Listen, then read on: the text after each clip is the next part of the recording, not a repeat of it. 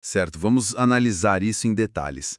Porque a exploração de hoje foca num documento que, tipo, à primeira vista tem toda a cara de ser apenas um labirinto burocrático de regras governamentais. É, só mais um manual técnico e maçante. Exatamente.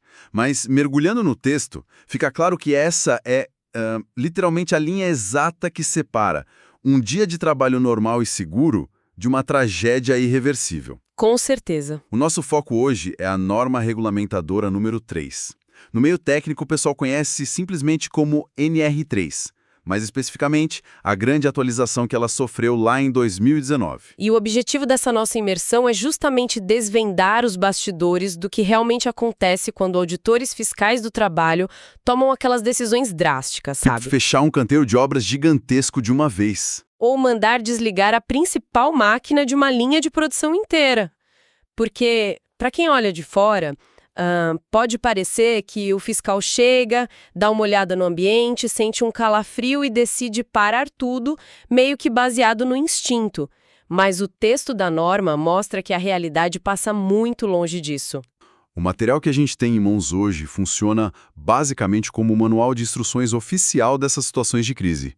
É a bússola que dita a diferença entre deixar a fábrica continuar operando ou acionar o botão de emergência para paralisação total. O que é fascinante aqui é como a legislação fez com que essa atualização da NR3 transformasse conceitos que são altamente abstratos e subjetivos, como o perigo e o risco, numa equação perfeitamente calculável. A matemática por trás disso é brilhante, né? A ideia principal, para quem está ouvindo, é entender que a segurança do trabalho não opera na base do achismo ou do palpite do fiscal. De jeito nenhum.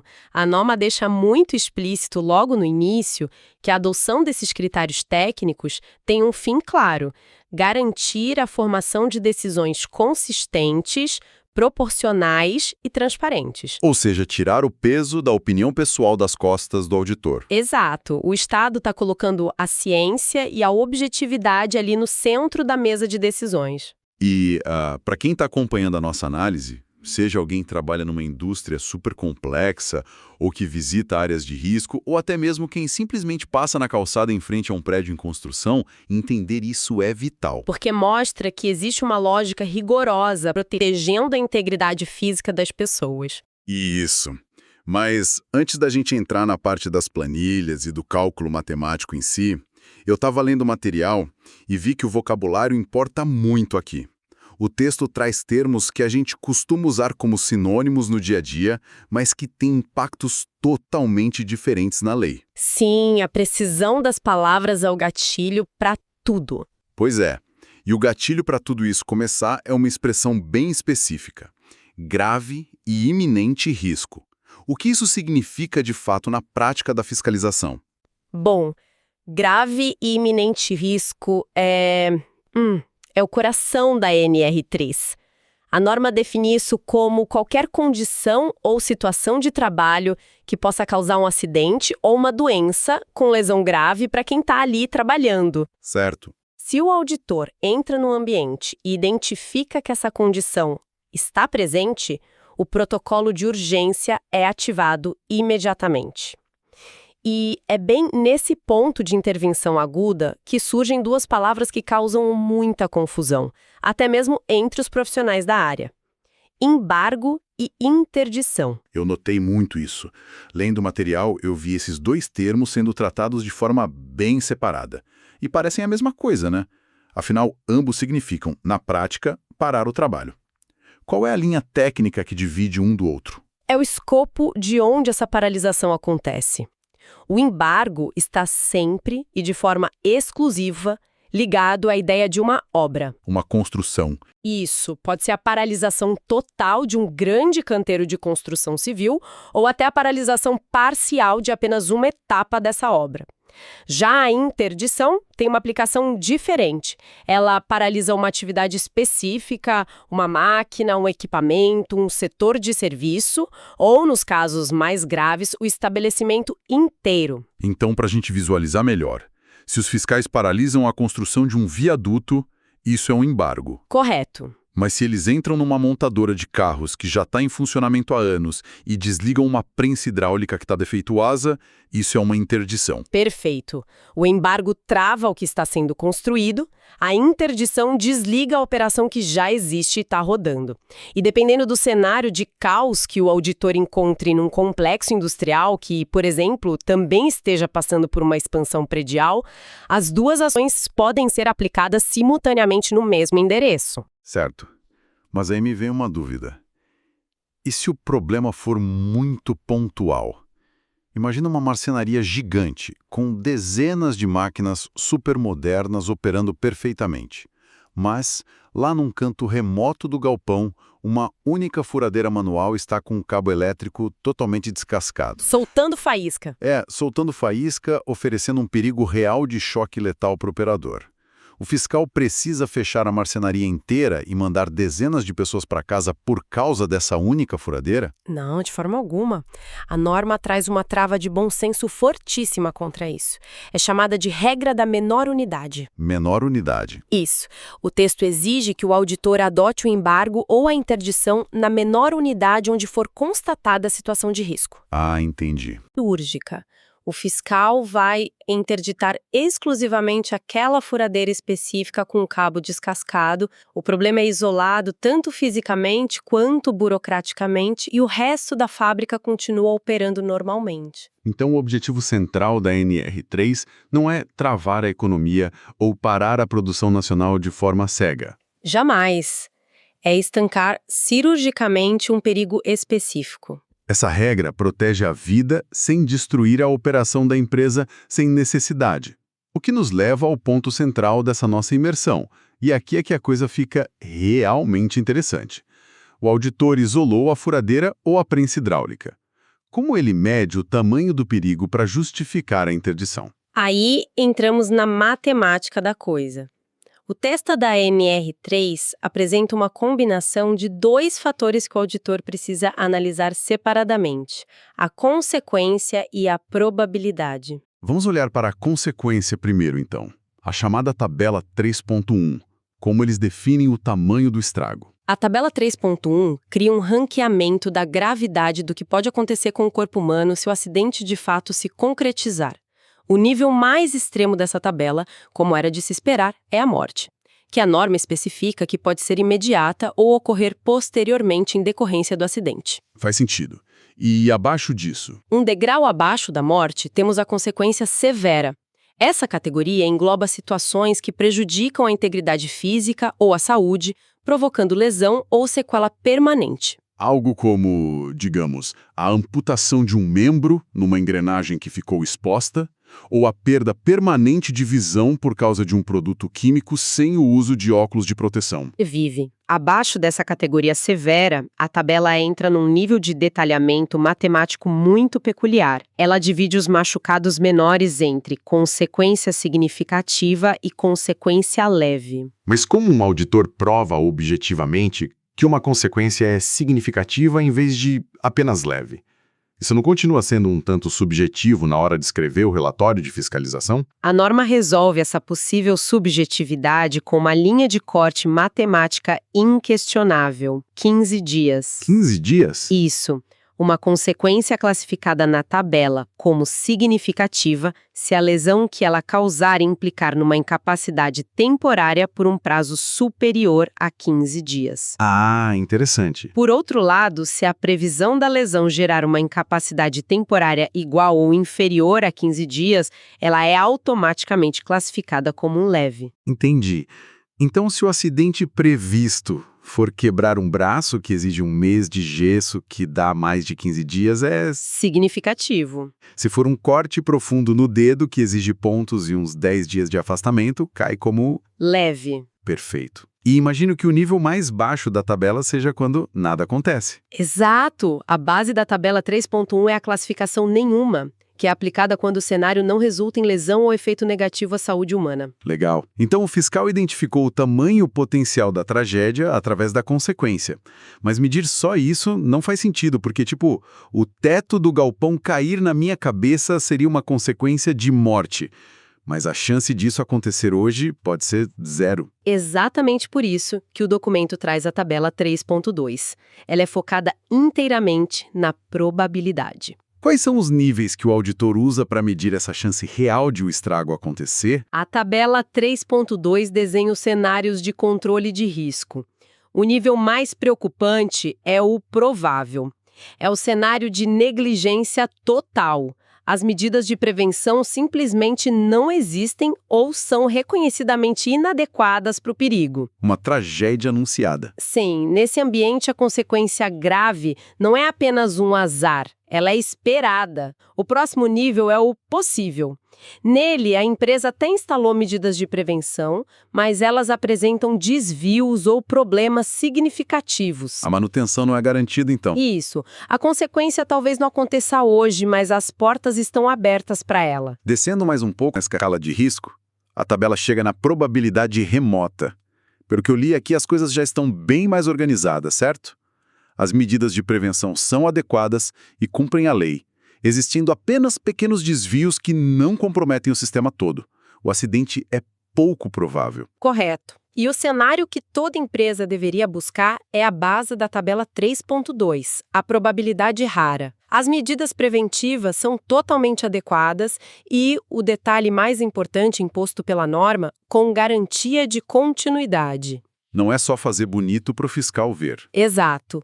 Não é só colocar o equipamento de segurança no dia da visita. A empresa tem que provar que o sistema se sustenta no longo prazo. Nesse cenário de risco raro, o acidente se torna um evento extraordinário. Vamos tentar colocar essas duas tabelas, a de consequência e a de probabilidade, num cenário prático para quem nos ouve. Vamos imaginar uma fábrica têxtil mais antiga. Tem uma prensa hidráulica imensa operando no centro do galpão. O auditor chega perto e percebe que a grade de metal, que deveria impedir a mão do operador de entrar na zona de esmagamento, foi arrancada para a produção ir mais rápido. Um clássico desvio de segurança. Sim, o trabalhador está colocando e tirando peças a centímetros de uma força de toneladas o tempo todo.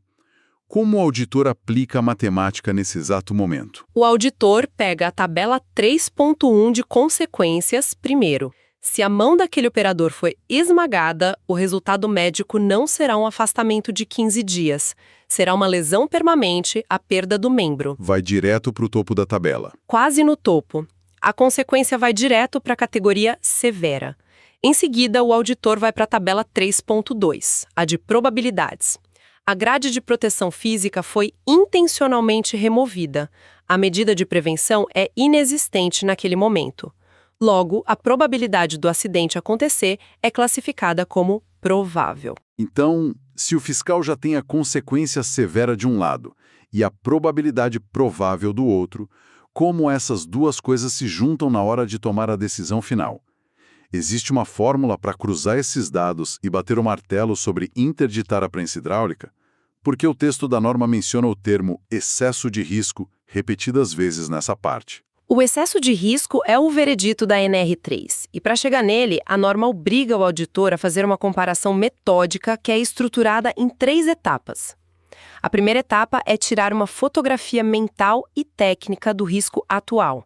É avaliar a situação exatamente do jeito que ela está acontecendo ali na fábrica têxtil, com o trabalhador em perigo real. A realidade crua com todas as falhas de segurança expostas ao vivo. A segunda etapa muda a perspectiva. O auditor precisa estabelecer o chamado risco de referência, ou a situação objetivo. Ele consulta o que a lei de segurança exige especificamente para prensas hidráulicas e projeta mentalmente qual seria o nível de risco daquela operação se todas as proteções obrigatórias estivessem operando perfeitamente. Espera, quando o texto fala em risco de referência, o auditor imagina um mundo perfeito onde a máquina é 100% segura e nenhum acidente nunca vai acontecer. Não um mundo utópico perfeito, mas um ambiente compatível com a exigência legal mínima. A máquina ainda tem inerentemente um perigo, porque usa força hidráulica para esmagar material. Mas o auditor se pergunta se a empresa estivesse seguindo estritamente as regras de proteção, qual seria a probabilidade desse risco se concretizar?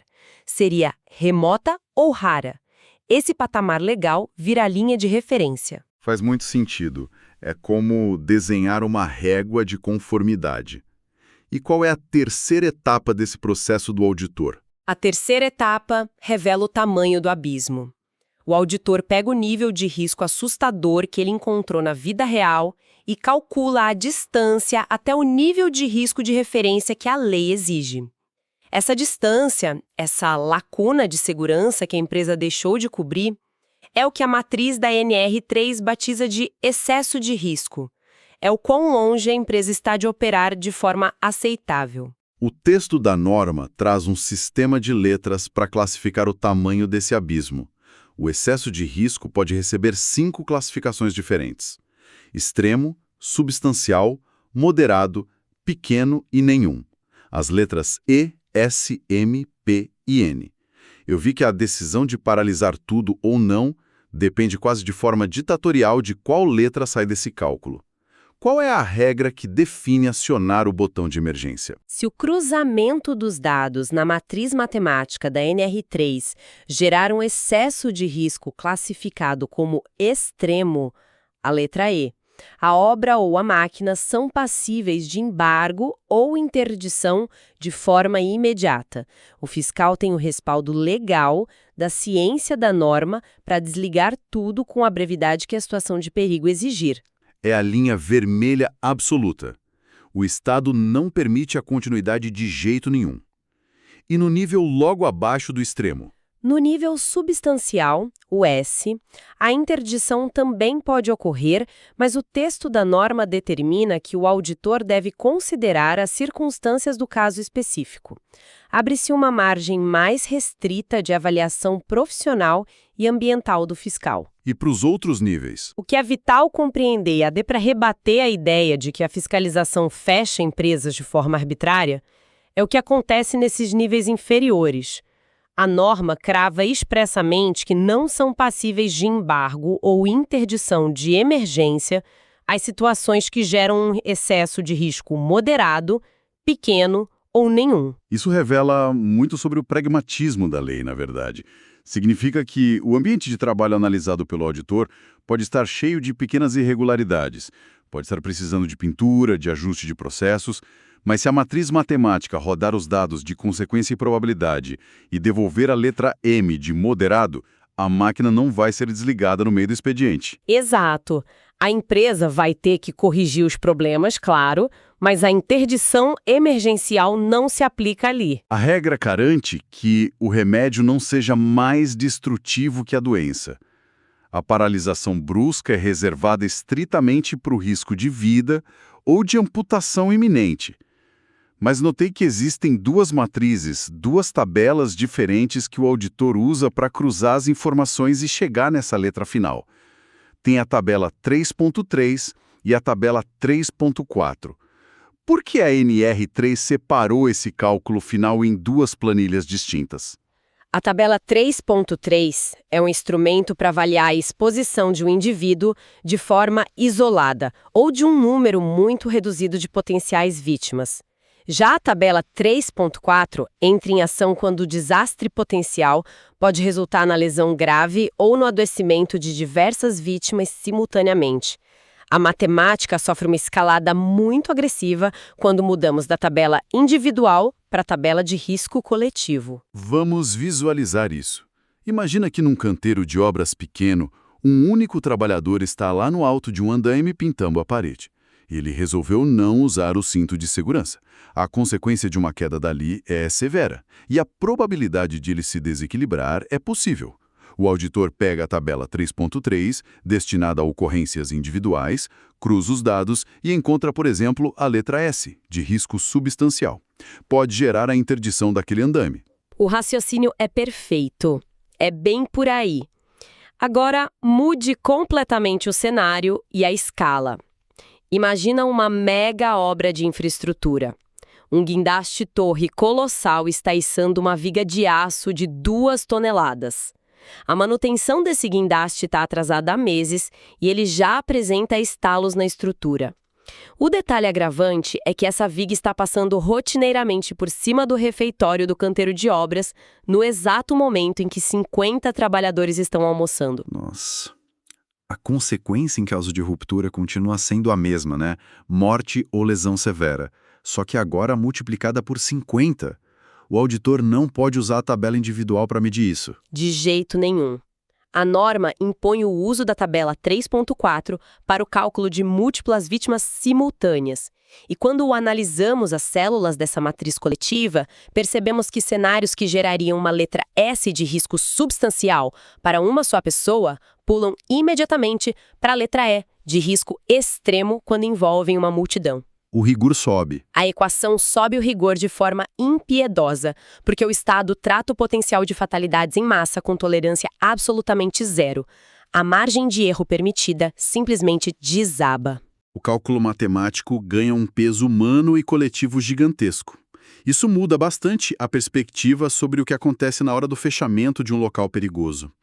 Falando nisso, o que acontece no minuto seguinte à decisão do fiscal de aplicar o embargo na obra ou a interdição na fábrica? Essa é uma fase crítica. Pois é. A máquina foi desligada, a obra foi evacuada, parada. As disposições finais do documento trazem algumas surpresas sobre esse pós-operatório da fiscalização. Uma dúvida que surge logo de cara. Paralisar a linha de produção da empresa soa como uma punição muito pesada, uma retaliação do Estado? O objetivo primário do auditor nesse momento é castigar o dono do negócio por ter falhado nas regras de segurança? Excelente ponto. O item 3.5.2 da norma é redigido especificamente para derrubar esse mito. O texto determina de forma expressa que o embargo e a interdição são medidas estritas de proteção emergencial à segurança e à saúde. Elas não se caracterizam de forma alguma como medidas punitivas. Não é um castigo, então? O ato de desligar a prensa hidráulica da nossa fábrica têxtil Imaginário não é um castigo pela infração cometida.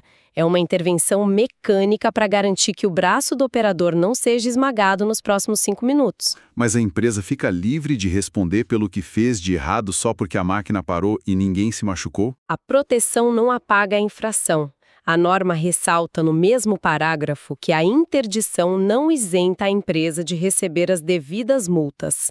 A lavratura de autos de infração pelas falhas que levaram ao caos no ambiente de trabalho vai ocorrer. A máquina para por proteção urgente. A multa chega pela responsabilização legal das regras que foram violadas no passado. Entendido. Eu estava olhando o documento e me deparei com a parte sobre os consertos do equipamento interditado. E, lendo rapidamente, isso soa como um paradoxo logístico. Como assim? O auditor foi lá, aplicou o cálculo da NR3 e o excesso de risco deu extremo. A prensa hidráulica é perigosa demais para funcionar e foi totalmente paralisada por ordem do Estado. Como a empresa pode mandar um técnico de manutenção até essa mesma máquina para consertar o que está quebrado? A empresa não estaria quebrando a interdição ao fazer uma pessoa interagir com o equipamento proibido? A norma previu o risco desse beco sem saída burocrático. Durante a vigência da paralisação, atividades podem ser desenvolvidas no local interditado, mas existe uma regra rígida. São permitidas estritamente as atividades necessárias para a correção da situação de grave e iminente risco. E o documento impõe uma condição inegociável para que o conserto aconteça. O técnico não pode simplesmente entrar de qualquer jeito na zona de risco extremo. Jamais. O conserto só pode acontecer desde que garantidas as condições de segurança e saúde para os trabalhadores envolvidos nessa manutenção. Faz sentido. Se o problema for um risco enorme de choque de alta voltagem que gerou o fechamento de um setor inteiro da indústria, ninguém vai entrar lá de bermuda e chinelo. O acesso é liberado apenas para eletricistas altamente qualificados, portando todos os equipamentos de proteção individual adequados e com a energia geral devidamente cortada. A interdição para a produção, mas permite a correção com segurança máxima. Entendido. A máquina tem permissão técnica de ser consertada. Mas isso gera um último ponto de tensão gigantesco. E o pessoal que opera a máquina e que depende dessa linha de produção rodando? O que acontece com a renda da pessoa que precisa daquele emprego para colocar comida na mesa e subitamente descobre que a fábrica inteira ou seu setor de trabalho foi embargado por uma ordem do Estado? Esse é um dos elementos mais importantes das disposições finais da NR3, especialmente do ponto de vista social e psicológico no ambiente de trabalho. O item 3.5.5 assegura que durante toda a paralisação do serviço, em decorrência do embargo ou da interdição, os trabalhadores continuarão recebendo seus salários de forma normal, como se estivessem em efetivo exercício de suas funções. Olha que detalhe crucial. Essa regra resolve uma pressão invisível gigantesca. O trabalhador que nota a falta da grade de proteção na prensa hidráulica não vai ter medo de denunciar o perigo, e o auditor que decide interditar o setor inteiro não precisa carregar a culpa de estar tirando o salário de famílias no fim do mês. Cortada no minuto da interdição, haveria uma pressão hostil por parte dos próprios trabalhadores para que a máquina insegura continuasse rodando. Eles acabariam aceitando o perigo de mutilação apenas para garantir a sobrevivência financeira. Pura sobrevivência. Retirar a ameaça da perda de salário da equação matemática garante que o cálculo da consequência e da probabilidade foque exclusivamente no que importa, preservar a integridade física de quem está exposto ao risco. É fascinante ver como as engrenagens burocráticas foram desenhadas para proteger o fator humano de múltiplas formas. Para tentar empacotar tudo que descobrimos hoje na nossa exploração desse documento, qual é a grande tese que fica sobre a NR3 de 2019? A principal mensagem é que a NR3 não tenta ser um manual de boas práticas ou uma ferramenta diária de gestão de riscos para as empresas. O texto evidencia que ela é, de forma singular, a ferramenta de intervenção aguda do auditor fiscal. O maior trunfo dessa matriz foi extrair o peso esmagador da subjetividade de uma decisão de paralisar o trabalho alheio. Decisões baseadas em fatos. O botão de pânico não é acionado pelo humor do fiscal naquele dia, mas por planilhas que cruzam de forma fria, matemática e proporcional a chance real de o acidente ocorrer com a gravidade da destruição corporal que ele causaria. A ciência ditando o ritmo da autopreservação. O sistema que destrinchamos hoje, com suas divisões metódicas entre consequências severas e leves, probabilidades prováveis e remotas, e os cálculos de excesso de risco extremo. Ele opera silenciosamente nos bastidores para evitar que acidentes ocorram na indústria e na construção. E isso levanta uma questão importante para ficar martelando na cabeça da nossa audiência depois que encerrarmos a análise. Qual seria? Se o sistema estatal que protege a nossa vida durante as horas de trabalho exige uma matriz tão absurdamente rigorosa e detalhada para provar que um ambiente cruzou a linha do aceitável, com que frequência nós, nas nossas vidas pessoais, fora do trabalho, ignoramos totalmente esses cálculos? Uma ótima reflexão. Quantas vezes a gente avalia as nossas escolhas no trânsito da estrada, nas gambiarras elétricas dentro da nossa própria casa, ou nas decisões de saúde diárias e acabamos aceitando níveis de excesso de risco extremo sem sequer percebermos o perigo? Simplesmente porque não temos um fiscal com uma prancheta de cálculos e uma matriz da tabela 3.4 apontando a catástrofe iminente logo ali na frente. Fica essa reflexão profunda sobre como mensuramos o perigo na nossa rotina para quem nos ouve. Sem dúvida. Foi uma imersão reveladora por um material técnico que carrega um impacto humano incalculável. Agradecemos a quem está ouvindo por nos acompanhar na exploração dos bastidores desse sistema de segurança. Continuem curiosos, analisem os riscos invisíveis à volta e a gente volta a explorar novas conexões e documentos complexos no nosso próximo mergulho. Até lá! O conhecimento sempre é a melhor medida de prevenção. Um grande abraço a quem ouve, cuidem-se e até a próxima análise.